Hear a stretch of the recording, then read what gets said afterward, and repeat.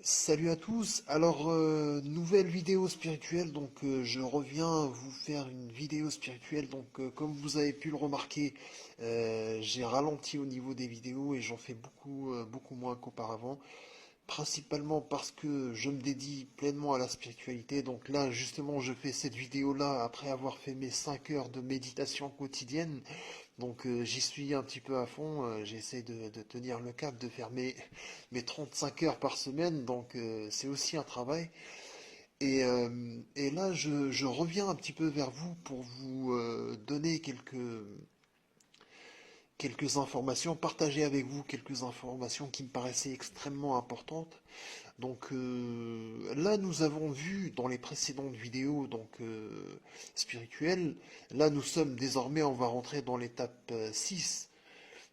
Auparavant, on avait parlé d'une énergie froide qui allait descendre, et puis par la suite, on va avoir une sorte d'énergie chaude qui, elle, va aussi monter progressivement.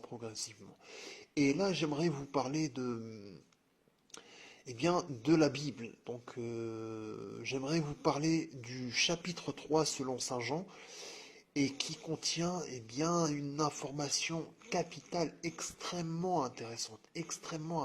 Donc, on va essayer de faire vite. Donc, il nous est dit, or, il y avait parmi les pharisiens un homme nommé Nicodème, un des principaux parmi les Juifs. Il vint de nuit trouver Jésus, lui dit, Maître, nous savons que vous êtes venu de la part de Dieu comme docteur, car personne ne saurait faire les miracles que vous faites si Dieu n'est pas avec lui. Jésus lui répondit, en vérité, je te le dis, nul, s'il ne naît de nouveau, ne peut voir le royaume de Dieu. Donc il faut naître de nouveau pour pouvoir voir le royaume de Dieu. C'est intéressant. Et Nicodème lui dit, comment un homme, quand il est déjà vieux, peut-il naître? Peut-il entrer une seconde fois dans le sein de sa mère et naître de nouveau? Donc là, c'est vraiment le néophyte qui comprend rien à la spiritualité. Comme un enfant, il va penser comme un enfant. Comment ça, je vais naître de nouveau? Il faut rentrer dans le vagin de la mère pour revenir. C'est quoi ce délire? Donc c'est vraiment, et on est vraiment, la plupart des gens sont comme ça. Ils ne comprennent pas la spiritualité et que c'est une vision autre de la vision matérialiste. Ça marche avec des analogies, ça marche avec des images, etc. Donc c'est très subtil la spiritualité, il faut le comprendre. Et puis là, Jésus lui dit, en vérité, je te le dis, nul, s'il ne renaît de l'eau et de l'esprit, ne peut entrer dans le royaume de Dieu. C'est très important ce qui est dit là. En vérité, je te le dis, nul, s'il ne renaît de l'eau et de l'esprit, ne peut entrer dans le royaume de Dieu. Donc là, il lui dit, une première fois, il faut naître une deuxième fois pour entrer dans le royaume de Dieu. Et après, il lui dit, mais comment on fait pour naître une deuxième fois? Et là, Jésus lui précise une nouvelle fois comment ça marche. Et là, il nous donne clairement la clé pour pouvoir justement rentrer dans le royaume divin. S'il ne renaît de l'eau et de l'esprit. Et ça, qu'est-ce que ça veut dire clairement? Donc précisément, qu'est-ce que ça veut dire? D'une manière précise et sans analogie, sans expression, voilà, un peu nébuleuse, etc. Donc précisément, c'est ce qu'on va essayer de comprendre. Je vous conseille de lire la suite, c'est très intéressant parce que Jésus va rencontrer par la suite une Samaritaine et qui va lui demander, Jésus lui demande de l'eau et elle lui dit comment un juif me demande de l'eau comme ça et Jésus lui dit à un moment donné donc si tu bois de cette eau que je vais te donner, donc il parle à un moment donné d'une eau qui est vive et ça c'est très important. C'est une eau qui est vive. C'est pas une eau comme celle que nous connaissons, celle que nous buvons ou celle du robinet. C'est une eau qui est vive et qui est un peu spéciale. Et il lui dit que si une personne à cette eau-là, eh ben, il n'a plus jamais soif. Et si vous avez regardé mes précédentes vidéos, je vous ai parlé de cette énergie froide et comment elle vous donnait cette satiété en vous. Et c'est très important. Alors, par la suite, j'aimerais juste vous parler de quelque chose qui est aussi très important et qui nous est dit, comme Moïse a élevé le serpent dans le désert, il faut de même que le Fils de l'homme soit élevé. Et le serpent dans le désert. Donc, le désert, ça correspond à quoi? Eh bien, c'est l'absence de désir. L'absence de désir, je vous ai parlé de mes précédentes vidéos, le confinement énergétique, etc. Vous allez plus avoir de désir, vous allez plus vous projeter dans la matière, et ce qui fait que l'absence de désir, eh bien, ça va vous permettre d'élever le serpent par la suite. C'est une sorte de, comment dire, si l'énergie chaude était en projection, eh bien là, elle va être en intériorisation et elle va monter par la colonne vertébrale et c'est ça qu'on appelle la levée bien, du serpent. Donc dans le désert, c'est l'absence de désir. Donc dans le désert, il n'y a rien, hein, voilà. C'est pas comme si vous étiez dans une ville où vous aviez plein de désirs, plein d'envies, etc. Le mental. Dans le désert, eh bien, il n'y a rien du tout. Et c'est pour ça que le désert aussi est proche du désir en termes de mots, donc désert, désir, mais surtout c'est qu'il n'y a rien. C'est cette absence, c'est cette abstinence, cette chasteté qu'on va chercher, c'est le désert. Et c'est celle-là même qui va nous permettre d'élever bien, ce serpent, d'élever bien, cette énergie chaude dont je vous ai parlé. Lisez la suite parce que c'est très intéressant. C'est très très intéressant. Et donc, là, on parle bien du royaume du royaume de Dieu, et il nous dit, bien sûr, on va revenir à ça, l'esprit, il faut naître de l'esprit et de l'eau. Donc, qu'est-ce que l'eau et qu'est-ce que l'esprit? Mais d'abord, j'aimerais vous parler de quelque chose qui est très important aussi. C'est la Trinité dans le christianisme. Et là, on voit bien que derrière, eh bien, c'est des mystiques qui ont insufflé ce concept-là, et c'est des initiés. Ils avaient vraiment les clés de connaissance. Malheureusement, après la plèbe, le peuple a un petit peu mélanger tout ça sans vraiment comprendre ce que ça voulait dire. Mais derrière la Trinité, ça correspond à l'âme, l'esprit et le corps. Le corps, l'âme et l'esprit. Et le but, c'est bien sûr la réunion de tout ça. Donc, l'âme, l'esprit et le corps ne doivent plus faire qu'un. Et c'est ça qu'on va chercher. Donc, dans le christianisme, cette trinité-là a une finalité, je dirais, spirituelle. Mais malheureusement, on a mélangé un petit peu tout ça et c'est parti un petit peu dans tous les sens. Et ça a été, on va dire, vidé de sa substance spirituelle. Et donc, j'aimerais vous parler aussi maintenant, eh bien, de l'alchimie. Parce que ça rejoint, cette trinité rejoint encore une fois l'alchimie. Et on dit que le soufre, le sel et le mercure, eh bien, on a tout ce qu'il faut pour justement faire le grand œuvre. Tout est là. Tout est dans le soufre, le sel et le mercure. Donc maintenant, à quoi correspond eh bien, ces, ces, ces principes-là? Donc on a le sel qui correspond au corps, donc le corps physique et palpable qu'on peut toucher. On a le soufre, eh bien, qui va correspondre à un feu subtil, et puis le mercure qui correspond à une eau mercurielle qui correspond à quelque chose d'humide. Et si on revient à notre spiritualité que je vous ai parlé, donc on a à la base cette chaleur-là qui est à la base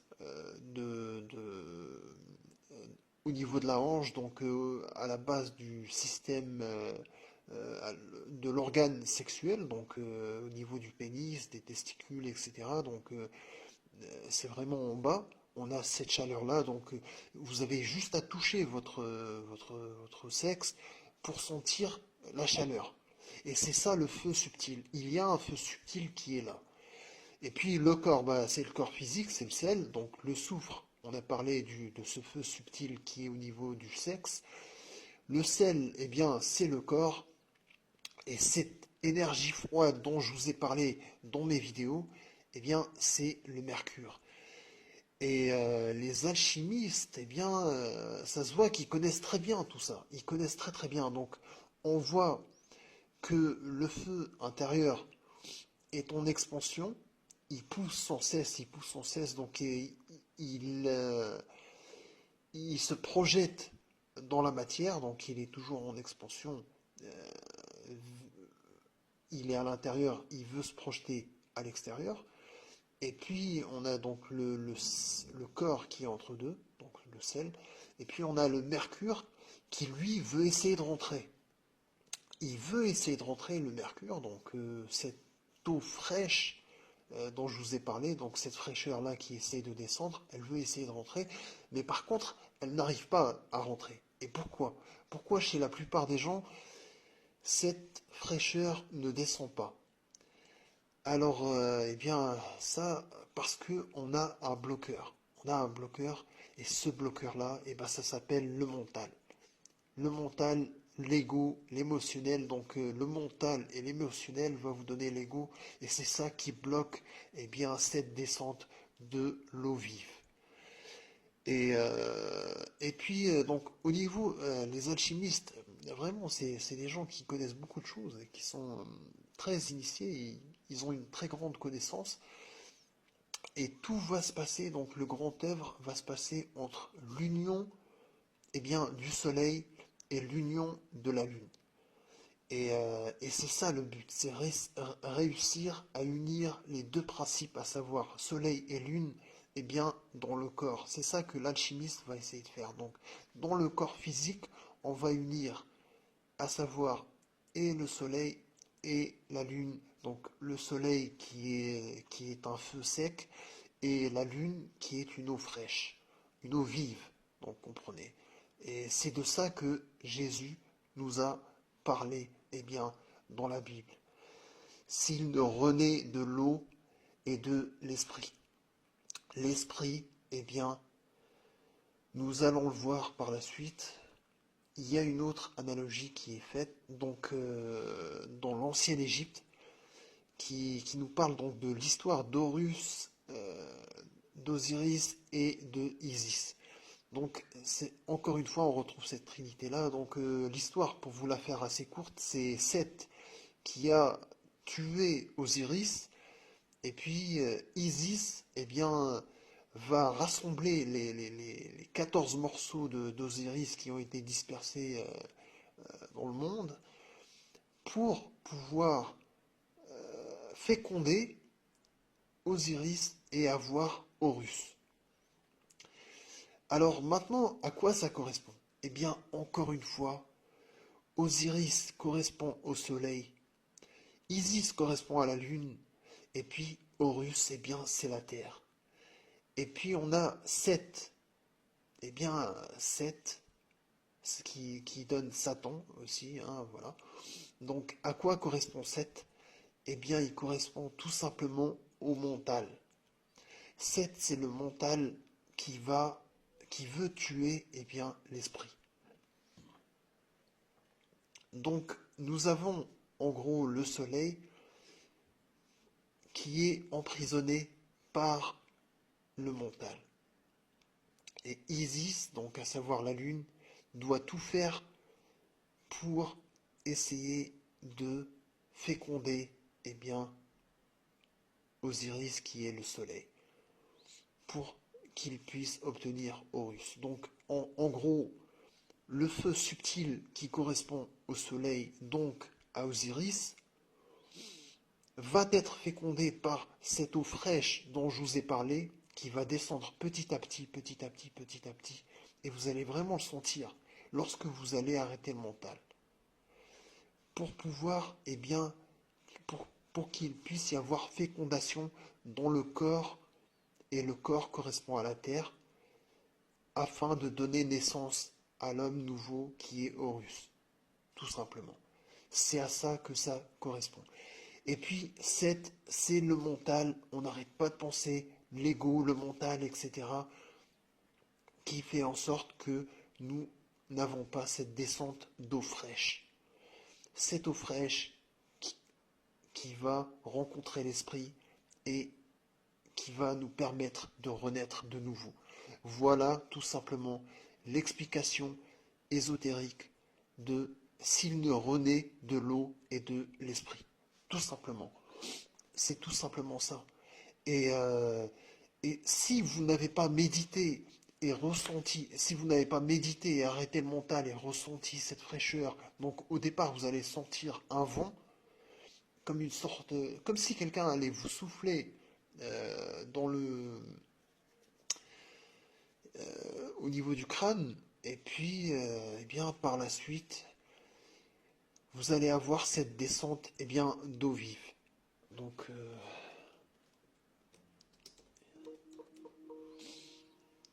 d'eau vive. Donc, tout simplement. Alors, maintenant, j'aimerais vous parler, eh bien, de l'alchimie. Donc, en gros, qu'est-ce que les alchimistes recherchent? Ils recherchent tout simplement l'union entre le soleil et la lune, c'est-à-dire le principe mâle et le principe femelle. Donc, entre le masculin et le féminin, ces deux principes-là doivent s'unir pour donner l'être primordial. Et tout le travail que l'alchimiste va devoir faire, eh bien c'est ça, tout simplement. Et tout ce que je vous ai dit auparavant dans mes précédentes vidéos spirituelles, c'est tout simplement d'éteindre le mental, d'arrêter le désir, et puis de faire l'union entre les deux principes, à savoir cette chaleur qui est dans votre sexe qui doit monter, et puis cette fraîcheur-là qui va petit à petit descendre et nettoyer, et bien tout ça. C'est tout simplement ça. Et donc, par la suite, eh bien, lorsque l'union est réussie, on obtient Horus. Horus correspond à l'être primordial, tout simplement. Et donc, tout ça, c'était des histoires pour initier, et les prêtres égyptiens connaissaient parfaitement tout ça. Et d'ailleurs, l'alchimie puise toute son inspiration, toutes ses racines, toute son origine, eh bien, dans la tradition d'ancienne Égypte. D'ailleurs, l'alchimie, c'est alchémia, donc alchémia, donc kémite. Derrière, vous avez Kémia, kémite noir, tout simplement, donc les habitants de la Terre Noire, et alchémia va vous donner alchimie. Et ça vient de là, donc l'ancienne Égypte était Kémia, donc les habitants de la Terre Noire, tout simplement. Et donc, nous avons par la suite, j'aimerais vous montrer, donc vous parler de ça, donc on a aussi la quête du Saint Graal. Donc la quête du Saint Graal qui consiste en une coupe qui va être remplie tout simplement par les deux principes, à savoir mâle et femelle. Et le Saint Graal, eh ben, ça correspond à ça, à l'union entre les deux principes. Et c'est exactement ça que recherchent eh bien, les alchimistes. Alors maintenant, j'aimerais vous parler de Maersk. Donc, Maersk, c'est une énorme compagnie maritime mondiale. Donc, je crois que c'est même le numéro un mondial. Euh, ils ont un chiffre d'affaires de, je sais pas, je pense 50 ou 60 milliards annuels par an, ce qui est absolument énorme. Et vous vous demandez sans doute pourquoi je suis en train de vous parler de cette compagnie-là. Pour le logo, tout simplement. Donc nous avons Maersk qui fait du transit mondial, et regardez bien ce logo-là. Ce logo-là est très très important. Parce qu'il correspond eh bien, à une étoile alchimique, à savoir l'étoile à 7 branches. Donc nous avons cette étoile-là qui correspond à l'étoile des génies planétaires. Donc qu'est-ce que ça correspond? Lorsque vous regardez, vous avez plusieurs symboles ici. Et là, nous avons ici le Soleil, par exemple. Ici, on va avoir la Lune. Ici, ça correspond à Jupiter. Ça, c'est Jupiter. Ça, c'est Saturne. Et puis là, on va avoir Mars, et puis Mercure, et puis ça, c'est Vénus. Donc, à quoi ça correspond précisément? Donc, chaque jour de la semaine, eh bien, vous allez avoir un astre qui va régner, en gros. Et donc, par exemple, si vous prenez lundi, lundi correspond à lune. Lundi, c'est lune, tout simplement. Et ça rime bien, c'est lundi, lune. Mardi, c'est Mars, par exemple. Mercredi, c'est Mercure. Jeudi, eh bien, encore une fois, c'est Jupiter. Jeudi, Jupiter. Vendredi, Vénus. Samedi, ça va nous donner Saturne. Samedi, Saturne. Et puis dimanche, c'est plutôt Sunday, donc le jour du soleil. Ça marche plus en anglais, donc c'est Sunday.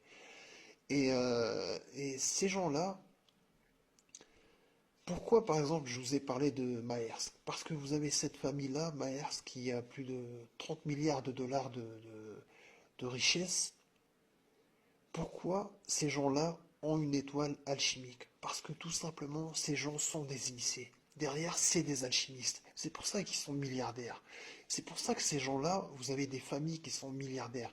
Parce que derrière, en face, vous avez des alchimistes, vous avez des magiciens, vous avez des sorciers, vous avez des gens qui sont initiés et qui connaissent toutes ces choses-là. Et c'est pour ça qu'ils nous dépassent. Ils nous dépassent par le savoir. Ils ont de la connaissance. Nous, on est aveugles. Et eux, ils peuvent voir. Et c'est pour ça qu'ils ont un avantage sur nous.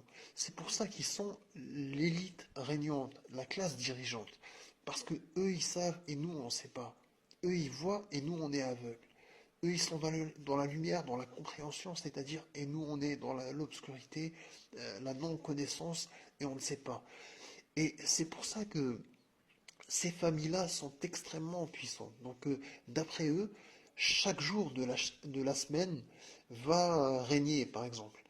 Et à un moment donné, je ne sais pas si vous avez vu la série American God, et qui nous est dit, donc, à un moment, c'est Wednesday, donc, qui correspond à Mercure Odin, qui lui dit Today is my day. Donc, aujourd'hui, c'est ma journée. Donc, c'est sa journée, c'est-à-dire, c'est mercredi, c'est la journée où il peut régner. Et, euh, et donc cette étoile-là, à cette branche, permet eh bien, d'invoquer des génies planétaires tout simplement pour obtenir telle ou telle faveur, richesse, amour, etc., etc. Tout ça pour vous dire que l'alchimie, derrière, eh bien, ça rejoint quelque chose de très concret et ces gens s'en servent pour des biens, comment dire, des biens matériels, matérialistes de domination et de pouvoir. Et je ne serais pas surpris que certains aient certains élixirs qui leur permettent d'avoir eh bien, une vie un petit peu plus saine, de moins tomber malade, etc. etc. Donc peut-être même prolonger sa vie, etc. etc. Donc c'est la raison pour laquelle je vous ai parlé de Maersk. Et désormais, en fait, j'aimerais vous parler d'un livre qui est très important en alchimie et qui correspond au Mutus Liber. Donc là, on voit sur la première planche, donc vous avez des anges un petit peu qui descendent et qui réveillent l'endormi. Donc c'est un petit peu notre chercheur spirituel qui est endormi et qui doit commencer à travailler le grand œuvre. Donc, et puis là, on a différentes planches, toujours le soleil, etc. Ça se passe souvent avec le soleil et la lune, principe mâle, femelle. Et, euh, et là, vous pouvez voir, par exemple, la rosée qui est collectée, etc., etc. Donc, et puis, nous avons, à la fin de l'œuvre, une planche qui est très intéressante. Et ça, c'est vraiment le but des alchimistes. c'est d'obtenir le corps de gloire. Donc le corps de gloire, là on peut très bien le voir.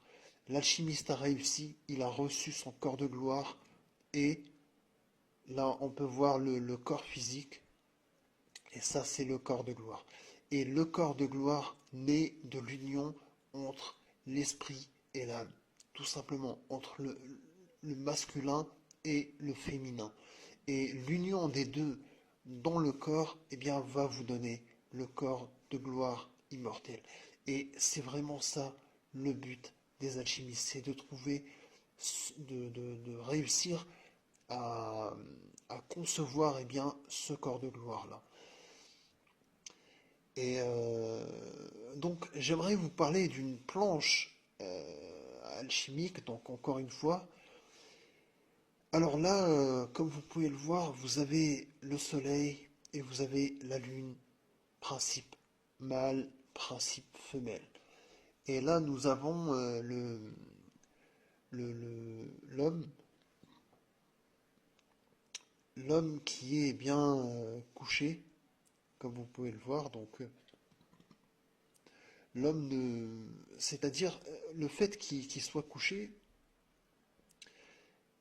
c'est qu'il n'est pas actif. En gros, il est allongé, donc il n'est pas debout, contrairement à ce corbeau-là, donc qui est debout. Et donc, dans la chimie, nous avons trois œuvres, à savoir, dans le grand œuvre, on va avoir l'œuvre en noir, l'œuvre au blanc et l'œuvre au rouge. Alors, l'œuvre en noir, à la fin de l'œuvre en noir, ça va consister à décapiter le corbeau. Notez bien en langue des oiseaux, corps beau, un corps qui est beau. Et donc là, ce corbeau-là doit être décapité à la suite de la putréfaction, à savoir le premier œuvre, l'œuvre noire. Et donc, en quoi va consister eh bien, cette décapitation? C'est tout simplement le mental ego qui doit être décapité. Et puis par la suite, on va passer à l'œuvre au blanc. Et donc là, on va blanchir en gros l'aura. Donc là, on va retrouver notre pureté. Et l'œuvre au rouge, eh bien, c'est tout simplement la création du corps de gloire. Donc l'union des deux principes entre le soleil et la lune. Et donc là, vous pouvez voir un élément qui est très intéressant. Ici, on peut voir le vent qui est en train de souffler et le feu, pareil, qui est en train de souffler. Donc ici, on a le feu qui représente donc le feu dont je vous ai parlé auparavant, qui est dans le sexe et qui se projette dans la matière. Ça correspond tout simplement au désir, au plaisir, à l'envie, à la joie, à la colère, etc. Et puis le feu qu'on avait vu, eh bien, le souffle, plutôt le souffle qu'on avait vu à ce niveau-là dans cette planche, va correspondre tout simplement au mental. Donc le mental correspond à ce souffle-là. Et donc l'homme est pris entre deux feux, on va dire, si je peux m'exprimer ainsi, à savoir donc entre cette chaleur-là émotionnelle et puis le mental, qui est aérien. Donc ce vent, c'est ça qui symbolise, c'est le mental. Donc le mental qui va nous torturer, fais ci, fais ça, etc. Mais pourquoi t'as fait ça? Mais pourquoi t'as pas fait ci? Il va faire ça, etc. Qui pense encore et encore et encore. Et puis le désir, le plaisir, l'envie, etc., etc.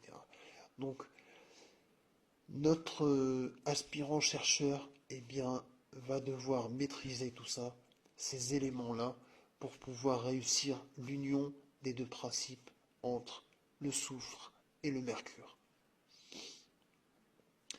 Et donc, au niveau des alchimistes, je voulais vous montrer cette planche-là, qui est vraiment intéressante.